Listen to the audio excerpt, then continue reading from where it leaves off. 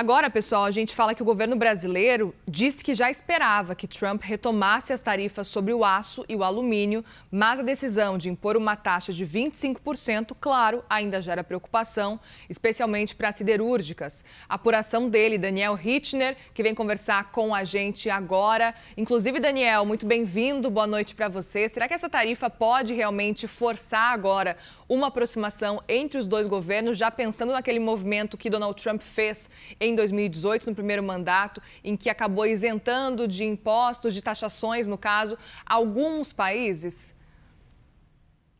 Muriel, eu fui atrás. Boa noite para você, Boa boa noite a noite. todos. Eu fui atrás aqui rapidamente de fontes da área econômica, do governo brasileiro e do pessoal que cuida de política externa para perceber a avaliação inicial, as primeiras reações.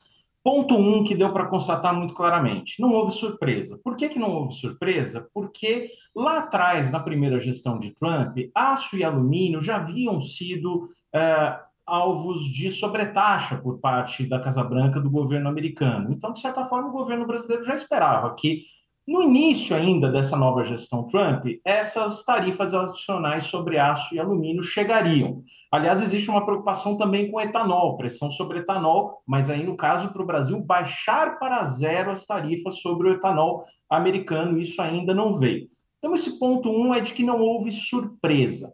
O segundo ponto é que a tendência, muito claramente, embora isso tenha acabado de acontecer, é de uma reação com muita cautela. A palavra-chave que eu ouvi do governo brasileiro é cautela.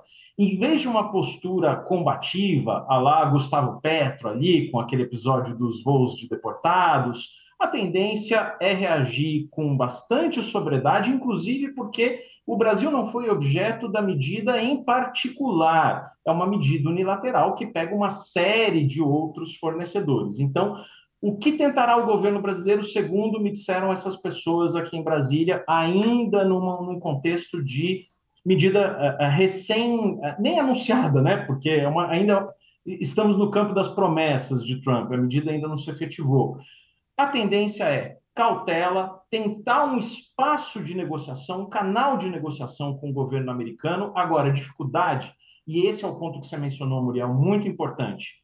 O governo brasileiro ainda não tem diálogo com o primeiro escalão do governo americano.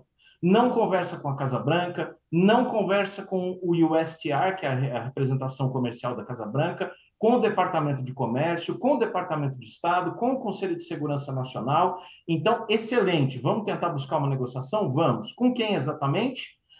O pessoal até diz, poxa, quem sabe não está aí a oportunidade de finalmente conseguir um contato e sentar à mesa com o primeiro escalão ou o segundo escalão de Donald Trump. Importante só lembrar, Muriel, para finalizar, que não é pouca coisa não do que a gente está falando.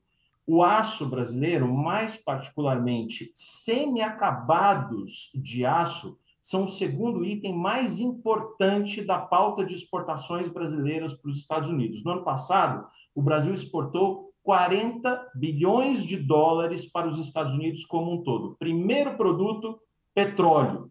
Segundo produto, semi-acabados de aço, 2,8 bilhões de dólares. Os Estados Unidos são o principal mercado para o aço brasileiro. Então, não é pouca coisa, é algo importante para as siderúrgicas brasileiras que contam com esse mercado e que, obviamente, vão sentir na pele essa tarifa de 25% a mais. Daniel Hitchner, muitíssimo obrigada, viu, pela presença aqui com a gente para trazer essa apuração importante sobre o governo brasileiro e essa movimentação diante de mais uma promessa de Donald Trump. Boa noite para você. Boa noite, até a semana, Muriel. Até.